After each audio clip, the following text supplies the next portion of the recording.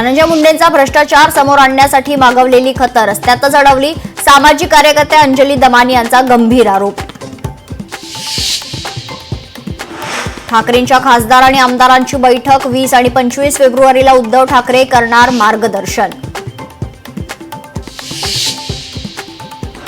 नागपुरात जीबीएसच्या रुग्णसंख्येत वाढ, शहरात जीबीएसचा आणखी एक रुग्ण, नागपुरात सध्या जीबीएसचे एकूण 10 रुग्ण।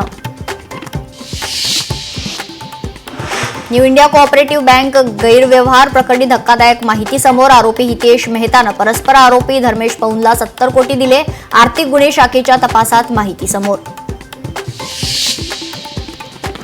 नागपुरात सोनाराचा बँकेला 73 लाखांचा गंडा, 16 ग्राहकांसोबत हातमिळवणी करत बँकेलाच लुटलं, आरोपी सोनारासह 16 जणांविरोधात गुन्हा दाखल।